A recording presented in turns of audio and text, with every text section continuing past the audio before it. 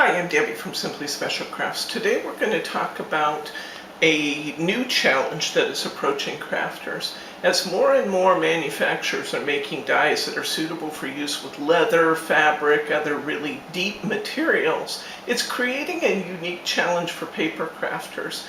I want to talk a little bit about that today, and I'm going to give you some tips and tricks for using those extra deep dies on paper. This new Beatrice edge die from Crafter's Companion is part of the Diesire series. As you can see, it creates a really beautiful edge to any project that you're working on, and I really like the die. However, it was presenting a really unique challenge for us. Even with the use of the easy release paper that you know I talk about a great deal, these dies were cut so deep that we were having a really difficult time getting the paper out of the die. We put the easy release paper in, and then both the cardstock and the easy release paper were getting stuck. And we were tearing up the die cuts trying to get them out of the die. Now, as I said, more and more manufacturers are making these extra deep cut dies so that you can use them on more and more materials. The sacrifice to that is that it's making it more difficult to cut our paper. And as paper crafters, that's a bit of a problem for us.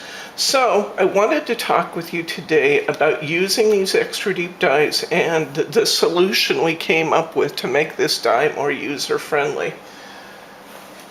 We have these dies available in the store, and I'm actually going to be using this die in our next demonstrations that we're doing for both the March and April Birth Flowers classes. This die makes a really beautiful paper edge. Isn't that pretty?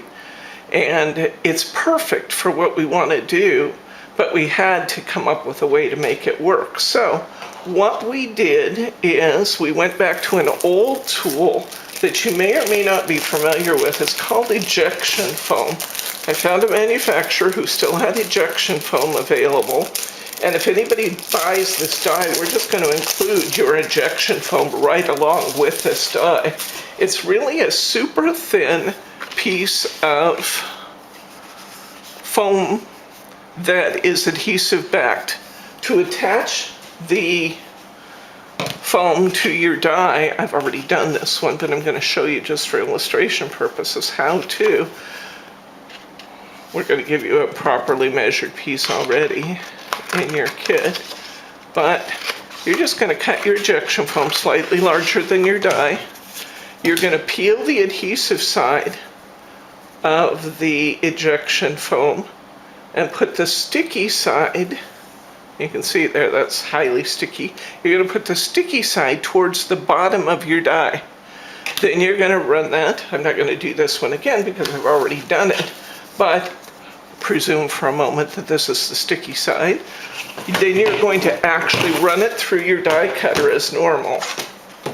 What you're doing by doing that is taking the sticky part, again, it's the sticky part towards the die, and you are adhering that die using the normal pressure of your machine. You're adhering that die, remember this is the sticky side. You're adhering that die right to the foam by running it through your embossing machine. When you pull it out, pull the side edges off and then weed that die out as normal. Make sure that you get a good clean cut. Run it as many times and in as many positions as necessary to cut all of the fine little details out. You'll still need to weed that with your pokey tool. Go through and poke out all of the little holes so that you have a nice open pattern, and then you can use this die as normal. And you should find that you have a lot easier time releasing the die. Let's go ahead and use this one.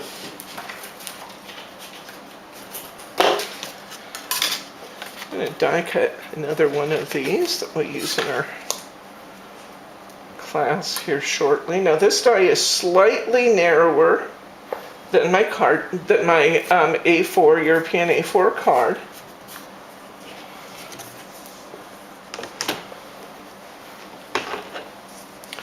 Run this through my spellbinder machine. just like normal. Now I will tell you that because this die has a lot of really fine pattern to it, it's probably better that we shim it. Let's take a look and see what happens when we run this, whether we might want to add a shim to our sandwich here. I ran it through and back. Let's see, it doesn't feel real tight, so that's usually a pretty good indication that it might need a little extra help. Oh, see there? We need some more help cutting that. So this time, if you're having trouble cutting a die, I recommend that A, you shim it, we all know that, and B, when you run it the second time, if possible, now see my plates are extra wide, so I can actually run this card sideways. If possible, run it through at the side of your machine. If you're using a wide platform machine, the pressure rollers are actually right here, so this is the most pressure of any area in your machine.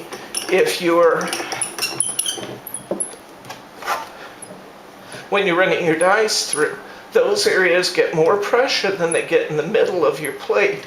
So it tends to be a good idea to run your dies through, taking advantage of that higher pressure at the sides. And it's a lot tighter sandwich this time, which is actually good because this is a thick, really detailed die. So we're gonna give it a couple runs here. Just make sure that we are giving it all the attention it needs. Now, what happens if I pull it out this time and it's not completely cut? Then I'm going to reposition my sandwich and I'm going to do it again.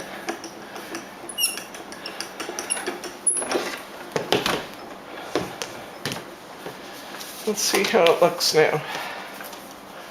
That's a pretty good cut, but I do still have just a few little hanger-oners here.